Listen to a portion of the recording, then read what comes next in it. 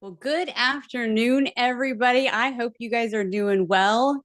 Thank you so much for joining. My name is Darla Bonk, and I am the CEO and founder of Darla Bonk Consulting. And today we are going to be talking about making sure that we keep a human centered impact in an AI driven world. And I want to just make sure that we've got everybody live, everybody going where they need to go. So bear with me just a second. We've got 4 different meeting groups that are involved today. So just want to make sure for just a second, everybody can hear me, everybody can see me, and then we will get going with the presentation. So thank you guys so much for being here, for joining today. And I want to make sure you guys can all hear me. So Mike, can you and your team hear me? Just give me a thumbs up. Fabulous. Facebook land. Wonderful. And then LinkedIn, I know you guys can hear me. And then YouTube, I want to make sure you guys are able to hear me as well. All right, give me just a second to bring the presentation up here, and then we will get going, my friends. This is going to be great. And I'm so just honored that you guys would be here. And I want to just hear from you all in the different chats. Where are you calling in from? Where are you logging in from? Tell me where you are. Put it in the chat, put it in your Facebook group, put it in the YouTube, put it in where you are from. Awesome. Awesome. Wisconsin, Michigan, California, UK, Florida. Awesome. Awesome. Thank you so much for being here. This is great. I really appreciate this. All right, so we are going to go through this in about 45 minutes. We're going to whiz through a lot of this information. Some of it will be for those of you who are on various levels of your leadership journey. It may be different for you. It may be obvious for you. For others of you, it may not be so obvious. So we want to just make sure that we cover the whole gamut. And in case you aren't able to stay for the whole time, but want to be able to come back on and get the rest of the content, we will be back here at 7 p.m. Eastern Standard Time tonight as well, so that you can make sure you can join in and get all of the information. So bear with me just a minute here, and we are going to get rolling and rolling.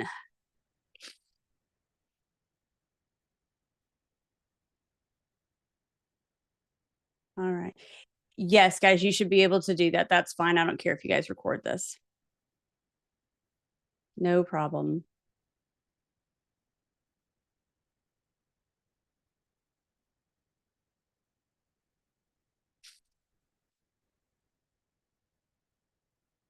All right, here we go.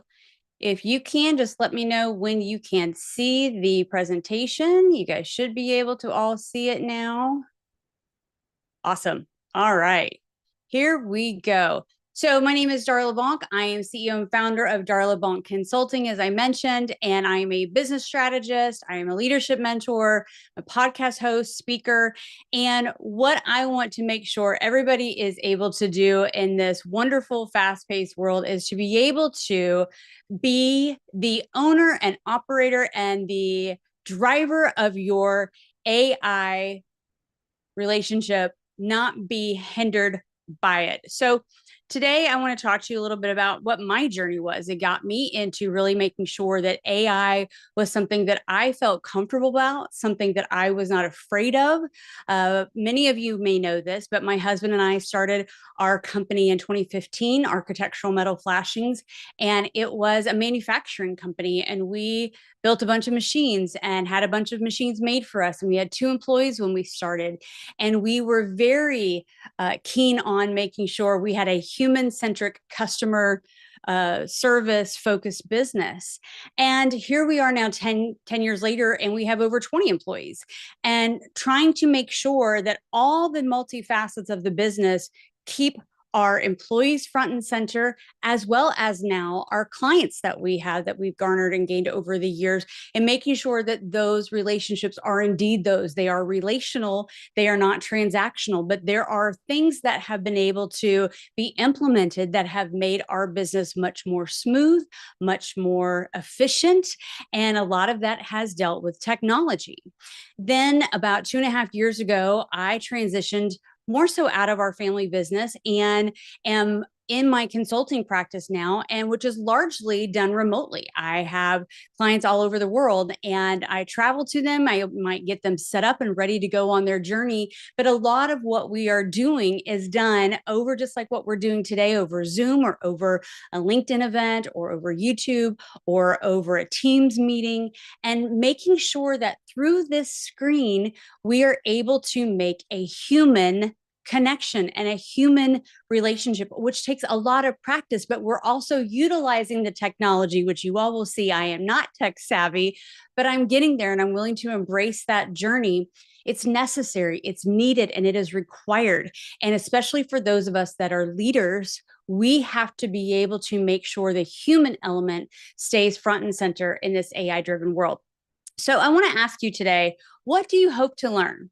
What is something that you hope to learn today? What is one word that describes how you feel about leadership in the world today? Tell me what you are looking to learn today and what you're most excited about in your chats. And thank you for your patience as I look kind of through all of the various chats that we've got going on and all the various channels. It's a wonderful thing, but you got to make sure you can kind of keep up with it. All right. So thank you guys so much. Yeah, looking to make sure, how do we not get left behind? How do we implement well without leaving clients behind? Yeah, absolutely. All of those things are pivotal, right? All of those things are pivotal. All of those things matter. All of those things are things that we have to think about as leaders, right?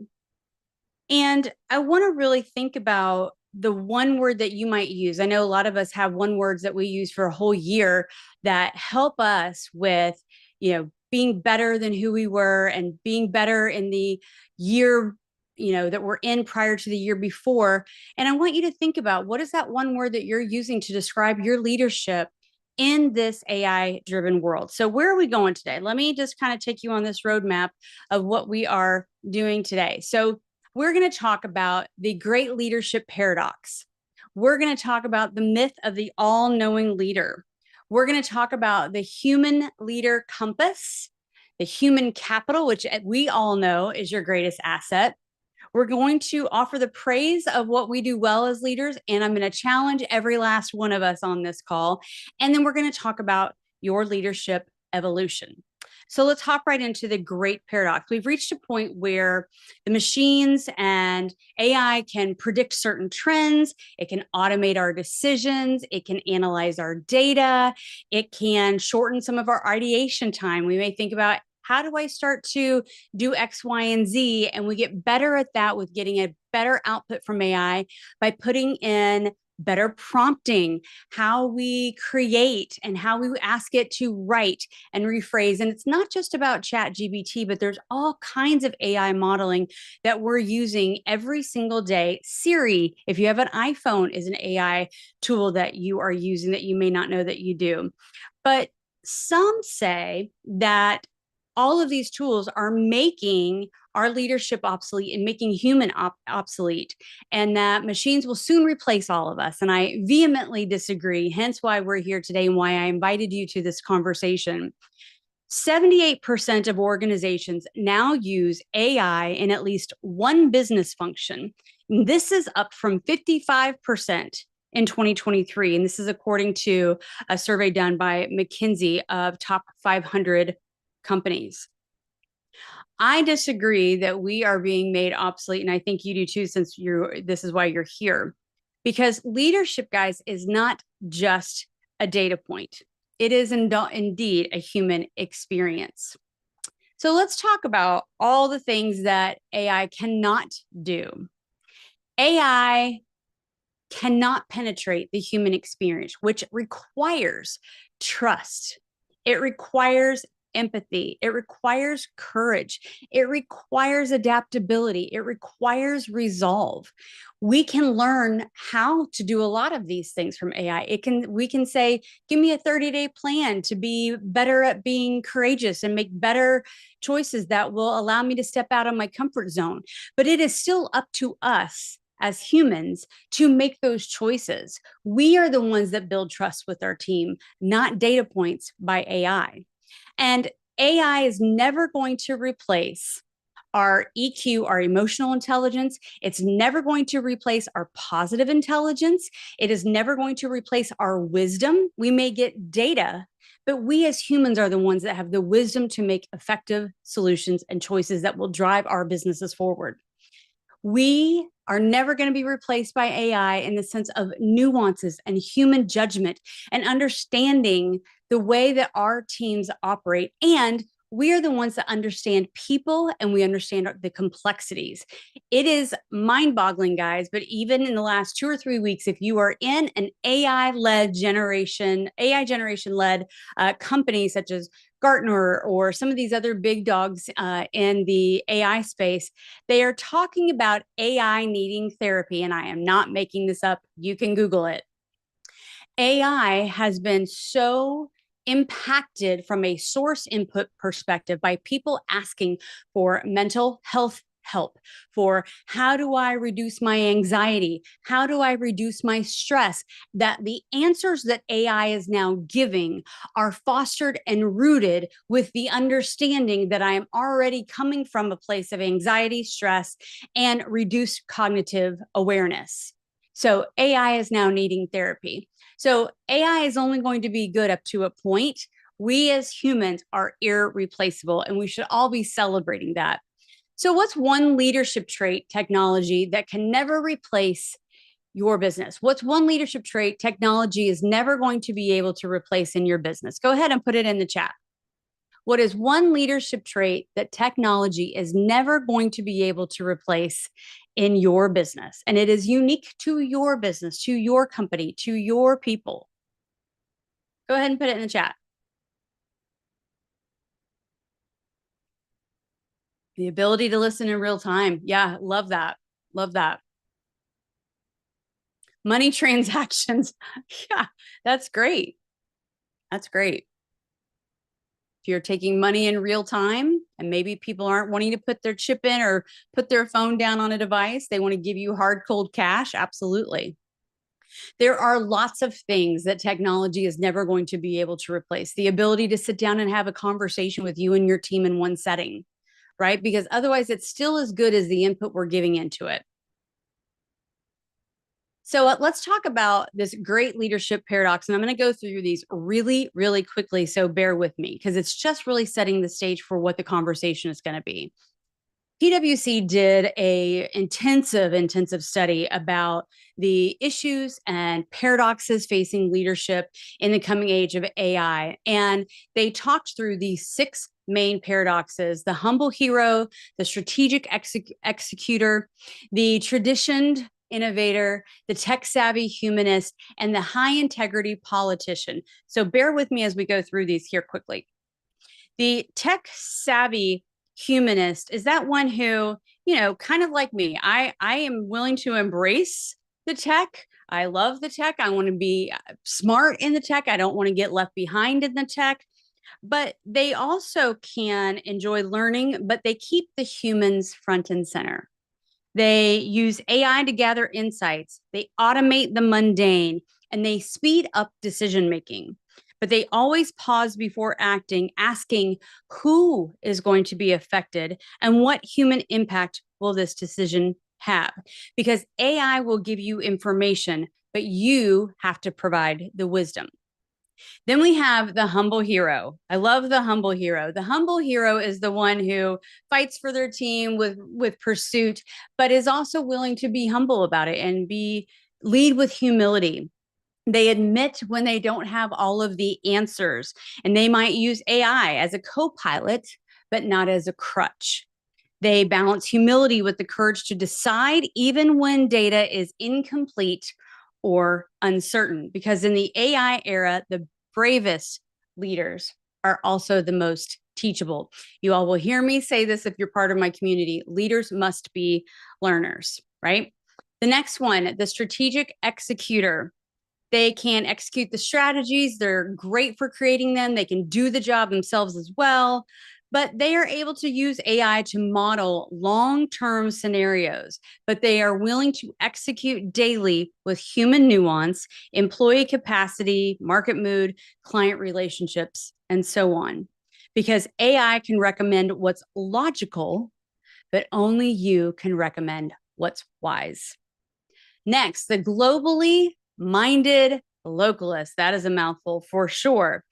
These guys, these leaders are leveraging global AI trends and innovations, and they are able to then take those trends and innovations and customize actions locally that create a local culture that impact team dynamics and client base. The best leaders see globally, but they're willing to think locally. And then we've got our high integrity politician. May not be what you think it is. Just hang on with me. I'm not going down the political rabbit hole here. The high integrity politician is willing to stay transparent about AI and how it's being used in the business modalities, how it's being used in business decisions. It is their ability to balance stakeholder needs, such as employees, clients, investors, regulators.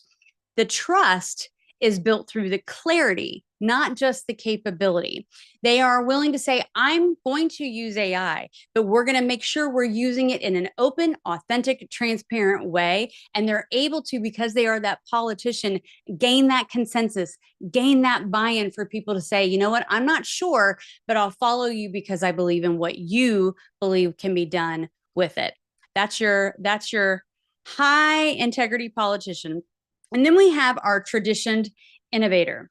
The traditioned innovator is one that is able to respect the legacy of the business while using AI to innovate processes, products, and client experiences.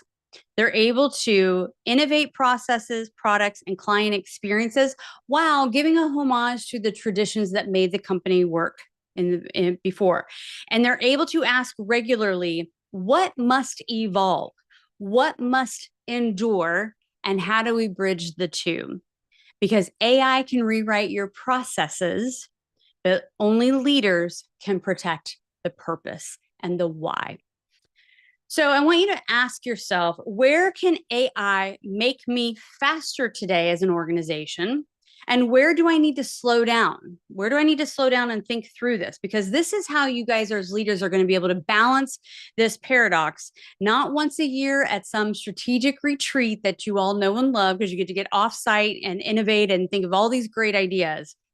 But every single day, we need to be asking ourselves this, because the leaders who will thrive in this new era are not the ones who choose between technology and humanity. They are the ones who integrate both wisely, humbly, and strategically. The leaders who thrive in this new era are not the ones who choose between technology and humanity. They are the ones who integrate both wisely, humbly, and strategically. So now let's talk about the myth that we all have been around at least one point in time in our lives. And if no one around you is like that, it just might be you. The myth of the all-knowing leader. Now, if you follow me on any of my social media platforms, you know I had to be real and talk about this earlier and say in my early days as a leader, I really thought this was what everybody was looking for me to show up and have all the answers, know how to do the crisis management, know how to make sure everything was where it needed to be the first to respond, the first to act. And what I was missing was the fact that I thought I needed to show up and lend all of my skill set to the conversation. What I missed was the fact that I needed to show up and be present and actively listen to the entirety of what was happening. And so many leaders don't do that. They assume they need to have all the answers because of their title and position. But great leaders are willing to ask really thoughtful questions. They're able to say, I don't have all of these answers, but let's collectively find them. They're able to find those people that are smarter than them, better than them, more knowledgeable than them, and remove those obstacles out of their way so that they can do the job for which they were hired. One of the things that I loved hearing about was Jensen Huang, from CEO of NVIDIA, and his other founder, I forget his name, were at an event that I was able to attend, our Edison Awards, and they talked about the joy they have in hiring these brilliant minds and creating a space, creating a culture, creating an environment that those people want to get up and get out of bed and come and create. They want to come and collaborate. They want to come and design. And that brain that they have inside of them, they get to create that opportunity for those employees to be able to come and create brilliance and come and create genius and come and create exceptional ideas every single day. And it is about that balance of, as a leader, knowing what you need your people to do for you and knowing what they were created and designed to do and getting out of their way after you've set up that environment for them so that they can spread their wings and flourish and thrive. Leadership today is not about knowing everything. It's about asking the better questions. It is about evolving and it is about listening. And it is even more complex than it used to be because now, as leaders, we are blending these multi generations. We are blending baby boomers all the way down to our wonderful Gen Zers. And so let's stop here for just a minute and talk about that, because your baby boomers are looking for that expertise and that loyalty. They're used to the old school way of doing business of, I'm showing up for the job, I'm going to work here for 30 years, I'm going to check out with my pension, and I've got the title, I worked my way all the way up through. And you've got your Gen Xers.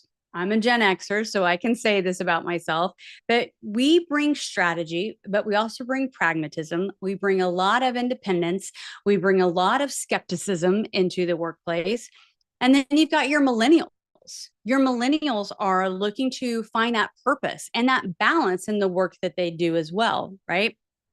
And lastly, you've got these wonderful Gen Zers that we all know and love, who are looking for that speed and that authenticity in the workplace. I can remember being in a meeting where a CEO was talking about how a young employee that he just happened to sit in on an interview for asked him, why should I come work for your company? And what are you doing to make sure that my work environment is going to be X, Y, and Z? And it was interesting to hear him talk about it, because for those of us who are older, we would have never asked that in an interview. But there's a generation that is asking, what can you do for me in addition to what you're asking me to do for you? And then we're asking these leaders to blend all of these generations together and find the wisdom to lead them all, build in that cohesion, build in that collaboration, build in that local micro culture within your team every single day, while a tech revolution and tech innovation is happening and being asked of you and your team all at the same time. It is complex what leaders are having to do today. It is not your job, though, as a leader to manage all of these differences.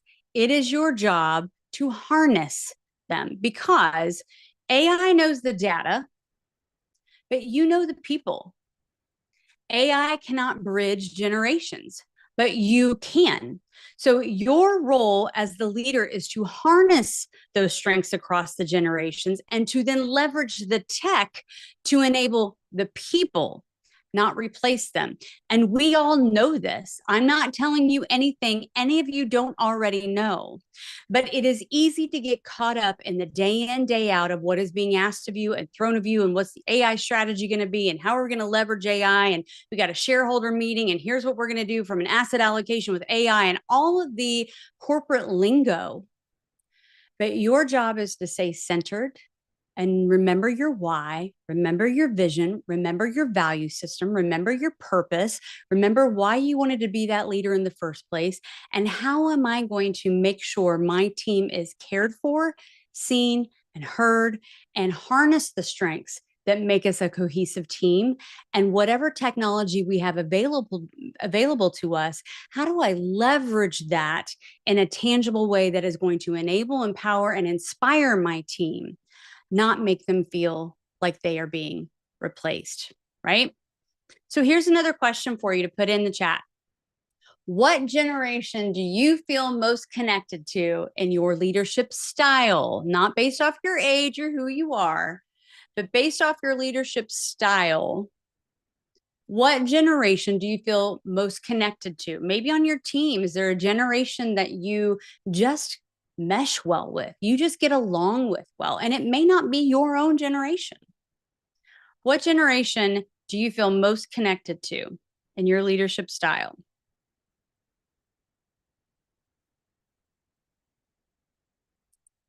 What generation do you feel most connected to?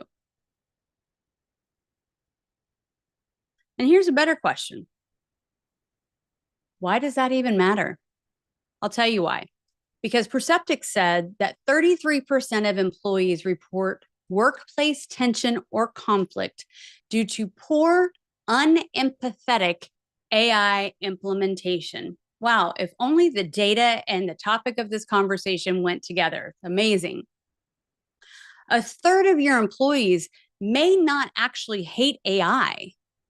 They may just hate the way it's being implemented. Maybe they don't like the fact that they feel they're being left on the sidelines to just do what some tech savvy guy is telling them they need to do in your company.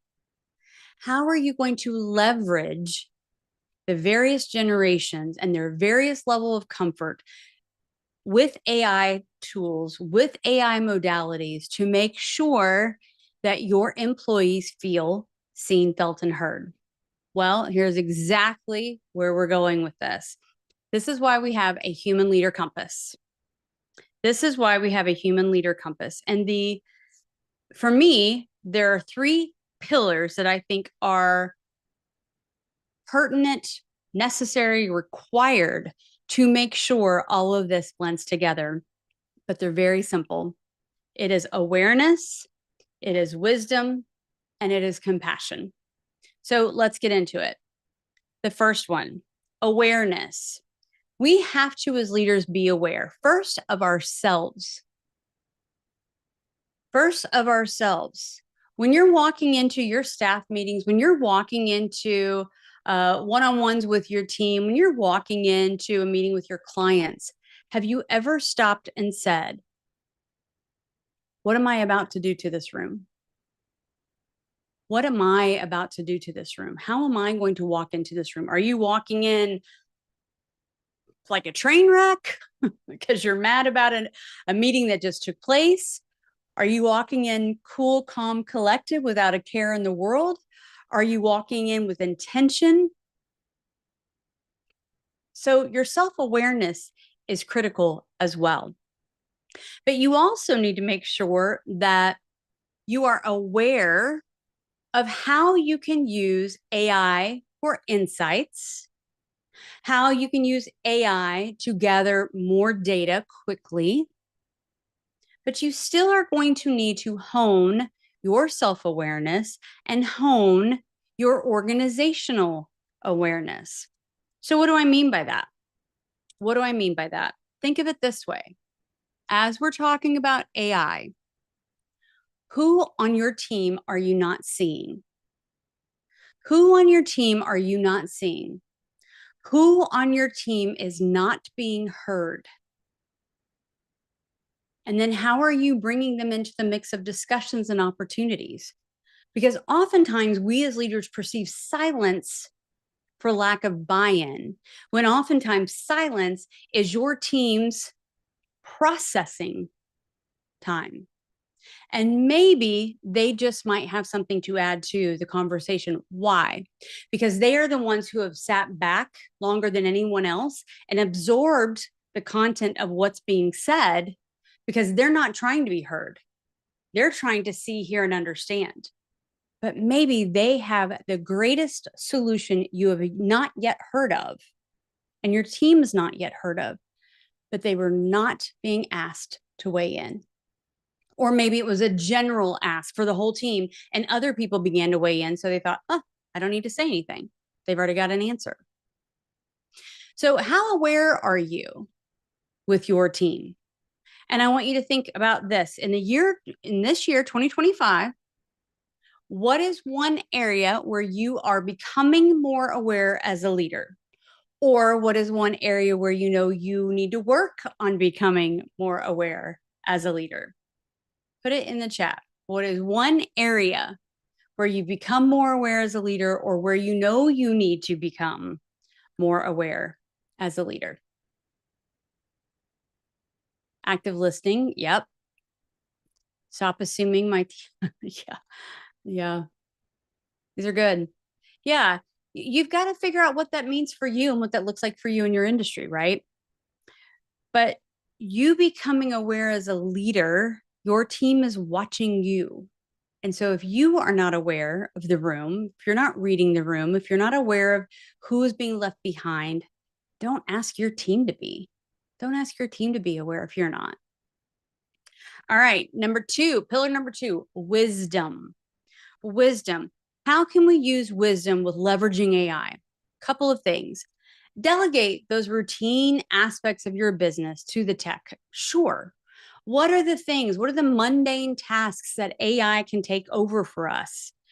And here's the other piece of that. Why is that important? Because it doesn't replace us as humans. It builds in a new capacity for us as humans, as thinkers, to apply a greater gift with our energy expelled to strategy, to vision, to long term impacts, to I know what our clients are looking for. Here's how we leverage that.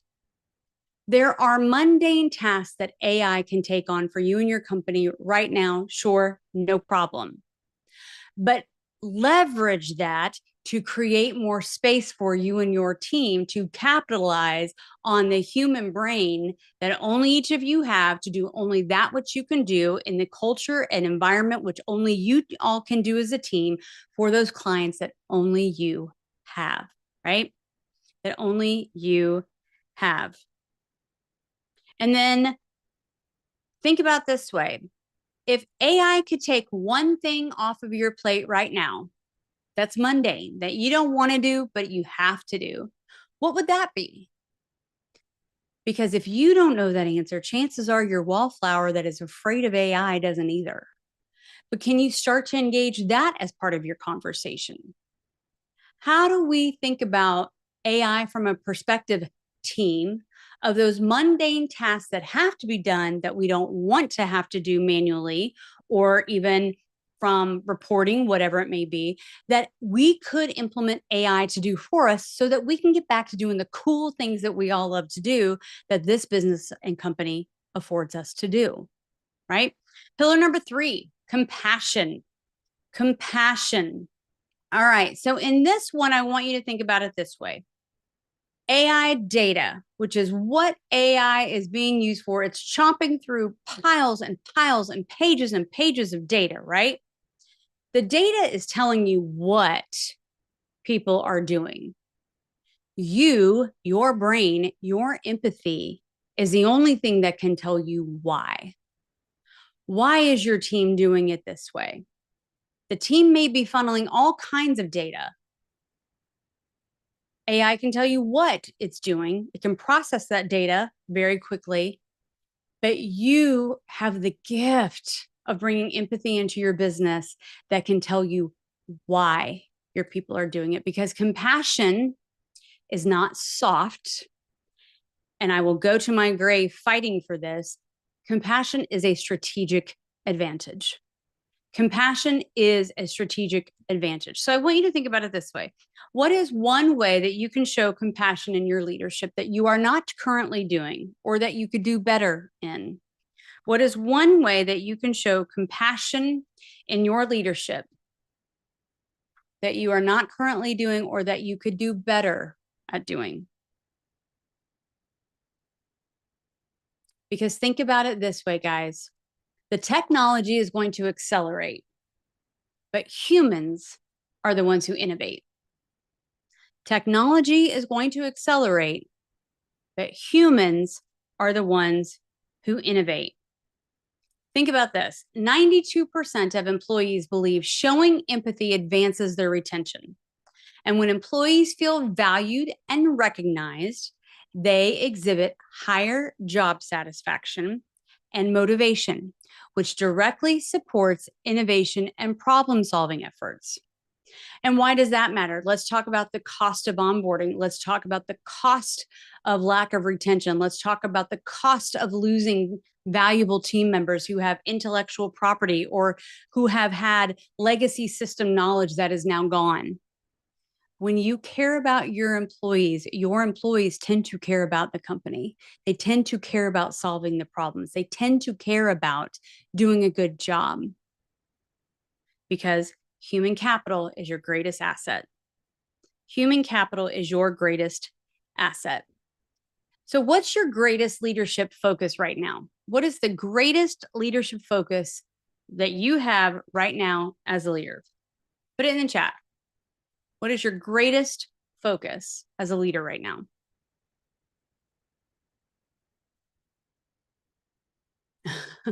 Merging AI and humans. Yeah, I get it. Accurate reporting data. Okay.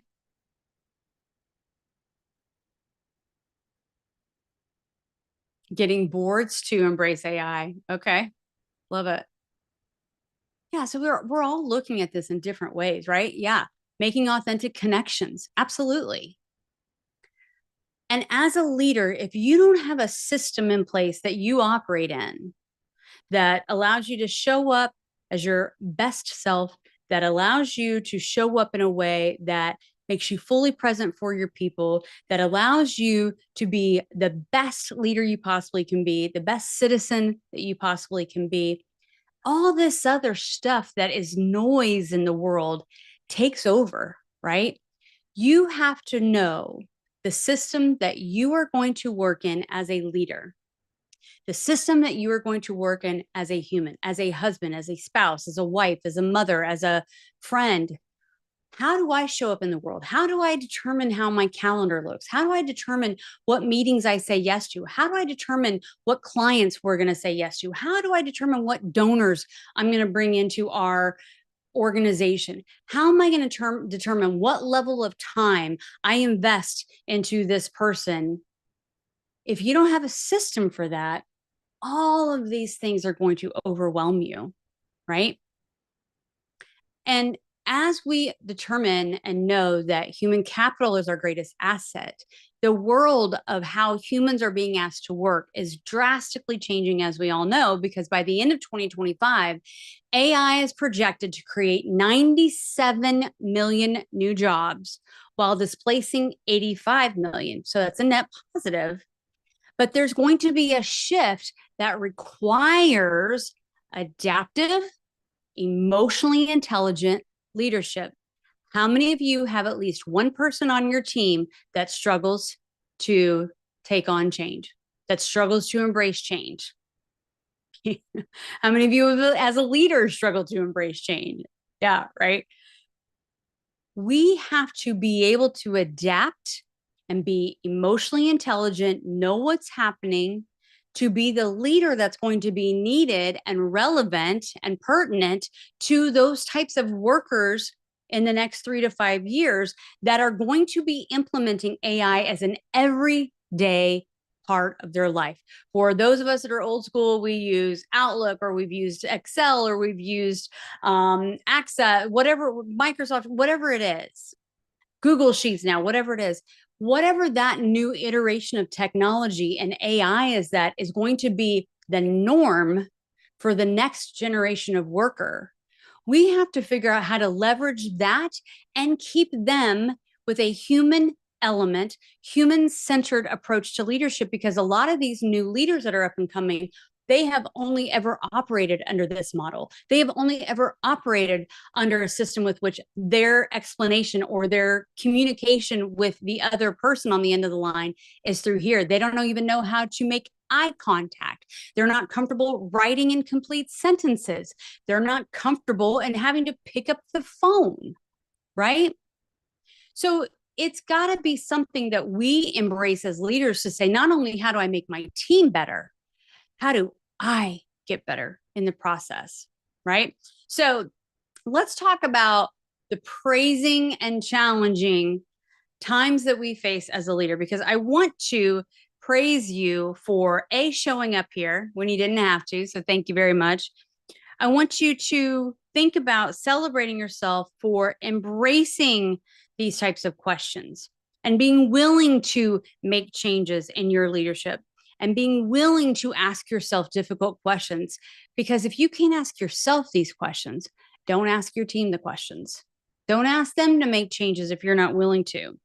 Because the leaders who are able to embrace these types of questions are not just going to survive the next era. I believe they're going to define it, because there is the opportunity to keep the humans at the cusp of this and at the center of all this while embracing AI. And there is a beautiful advantage and bridge to be made between the two for those who are willing to understand where all of these sides are coming from, all of these generations of workers are coming from, and root them and ground them in something so that as the world around them is spinning, they are rooted and grounded in purpose and why and vision, because they know who they are. They know who they aren't because they know who you are as their leader. They know who you aren't as their leader. And they can model that example.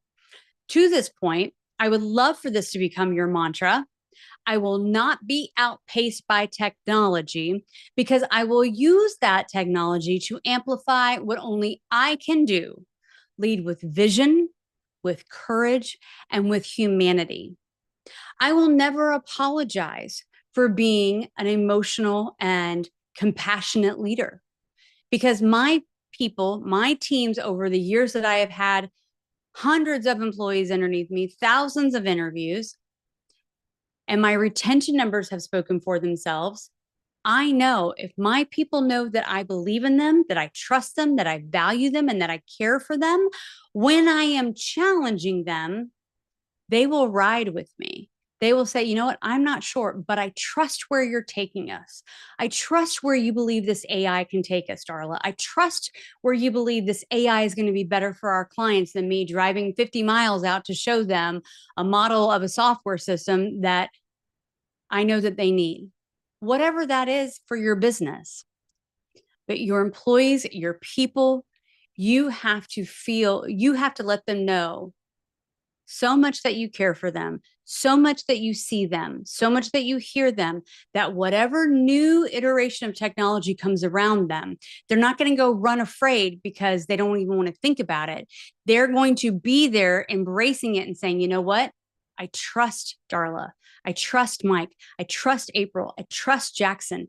I'm going to go where they're asking me to go. So the leaders who embrace these questions are going to be the ones to define it. I told you that. So let's talk about the last thing here. I'm going to go over just a minute. The leadership evolution. What is one leadership commitment that you are going to take with you today? What is one leadership commitment that you're going to take with you today? And maybe that's a hard one for you to answer. So let me say it this way. Let me ask it this way. Where will you increase your self-awareness in your leadership? Where will you apply more wisdom in your decision making? And how will you lead with greater compassion, knowing it is your greatest strength? And maybe for some of you, you're not comfortable putting that in a chat because you need to kind of sit with that. And that's okay. That's okay. Because here's the difference between managers and leaders. Managers do what they're told to do, and they just iterate and create more robots. Leaders, I'm giving you some data points. I'm giving you some stats. I'm giving you some meat. But I'm also asking you some questions that you're probably going to have to sit with, because I don't want to just continue to exacerbate a culture that is told what to think. I want to make sure in this community, we continue to challenge each other in how to think and how to think critically and how to think strategically and how to think in real time and how to think with keeping our greatest asset, humans, front and center. Because I believe, guys, that as long as there is breath in your body, you have the power to adapt, to grow, and to impact lives. AI might change the rules, but you are always the one that can continue to write the story. So thank you guys so much for being with me. I'm going to be back here at 7 p.m. Eastern Standard Time tonight.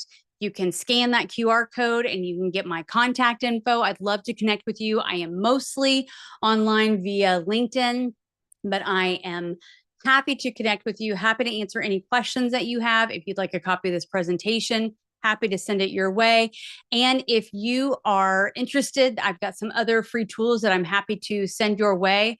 Just connect with me and I will be happy to send those to you. So thank you guys so much. And I will be back here at 7 p.m. Eastern Standard Time tonight. Thank you so much. And if you would, if this was helpful, would you share this information, encourage someone else to hop on tonight at 7 p.m. All right, guys, I'll see you later. Make it a great day.